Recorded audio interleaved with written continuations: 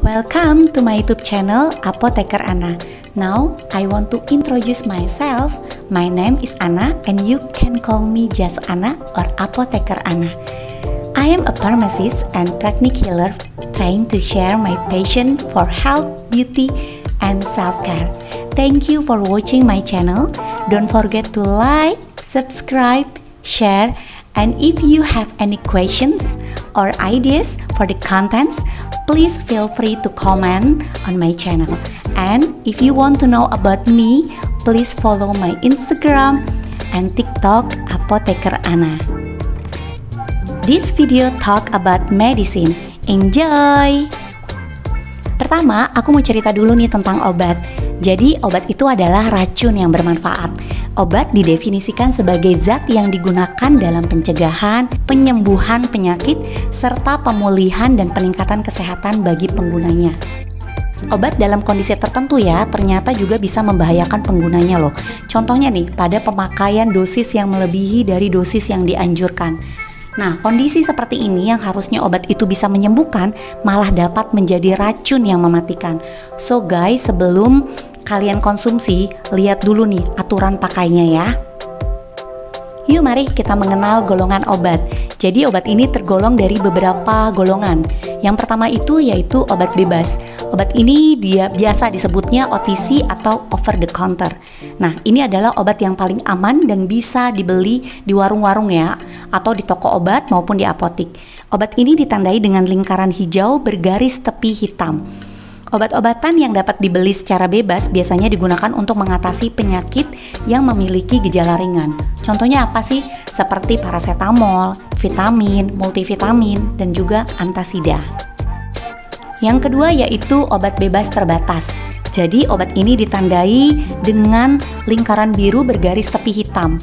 Penggunaan obat ini pun harus mengikuti aturan pengobatan yang tertera pada kemasan. Nah, ada tanda peringatannya ya, berupa 4 persegi panjang dengan huruf putih pada dasar hitam yang terdiri dari 6 macam. Apa aja sih? P. Nomor 1. Awas, obat keras. Bacalah aturan pemakaiannya. Nah, ini contoh-contohnya seperti CTM, terus kemudian Paramex, Ultraflu, OBH, Woods, Komik, Activate. P. Nomor 2. Awas, obat keras. Hanya untuk kumur. Jangan ditelan. Contoh obatnya seperti apa? Yaitu obat kumur Listerine, betadine, seperti itu. P. Nomor 3. Awas, obat keras. Hanya untuk bagian luar badan. Contohnya yaitu Calpanax, betadine solution, Abotil, Insto, seperti itu. Kemudian yang P. Nomor 4. Awas, obat keras. Hanya untuk dibakar. Nah, ini contohnya yaitu rokok anti asma. Ini udah nggak ada lagi sih sebenarnya. Kemudian P. Nomor 5. Awas, obat keras tidak boleh ditelan. Ini contohnya seperti Rivanol kompres, kemudian juga Dulcolax, Suppositoria. Dan P. Nomor 6 yang terakhir ya, ini awas, obat keras. Obat wasir jangan ditelan. Contohnya yaitu Anusol, Suppositoria. Oke, the next ya. Yang ketiga yaitu obat keras. Obat ini tidak bisa sembarangan pastinya untuk dikonsumsi karena dapat berbahaya, meracuni tubuh, memperparah penyakit, atau menyebabkan kematian hingga harus digunakan sesuai aturan yang tepat ya teman-teman. Obat ini hanya boleh dijual di apotik dan harus dengan resep dokter pada saat membelinya. Nah, ciri-ciri dari obat ini yaitu bertanda lingkaran bulat merah dengan garis tepi berwarna hitam dengan huruf K di tengah yang menyentuh garis tepi. Obat-obatan yang termasuk dalam golongan ini ya misalnya antibiotik, obat-obatan yang mengandung hormon, obat penenang, dan lain sebagainya. Nah, salah satu contohnya yaitu asam mefenamat, loratadin, terus kemudian juga ada pseudoephedrine dan sebagainya. Yang keempat yaitu obat narkotik. Nah, golongan obat ini yang paling berbahaya. Jadi obat ini hanya bisa didapatkan dengan resep dokter dan dengan tanda tangan dokter disertai nomor izin praktek dokter pada resepnya ya teman-teman ya. Dan tidak dapat menggunakan kopi resep. Golongan obat ini nih ada simbolnya seperti tanda plus berwarna merah atau dikenal dengan lambang palang medali merah.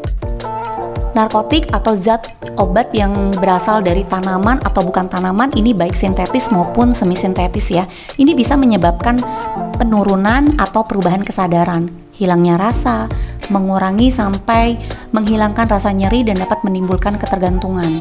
Dan juga mempengaruhi susunan saraf pusat dan mempengaruhi tingkah laku serta aktivitas pada titik tertentu.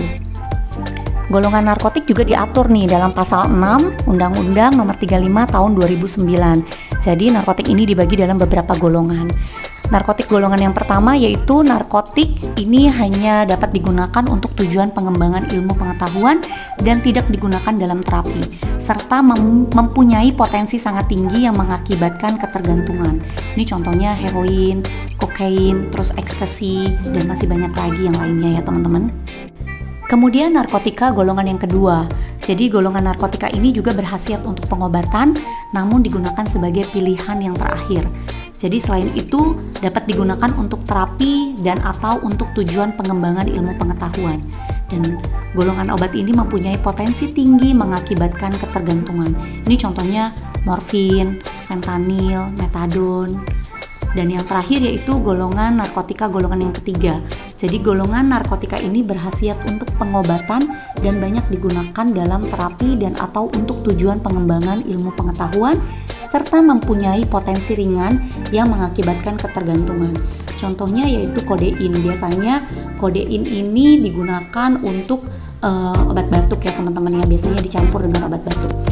Kemudian juga selain kodein ada juga prompiram, dan ada banyak jenis contoh golongan narkotika ini dari beberapa campuran lainnya. Oke teman-teman, semoga video ini bermanfaat. Intinya yaitu kenali obat-obatanmu yang sebelum kalian konsumsi. Jangan sampai kalian salah memilih golongan obat-obatan di atas ya. Tanya obat, tanya apoteker. Oke, see you di next video. Bye-bye.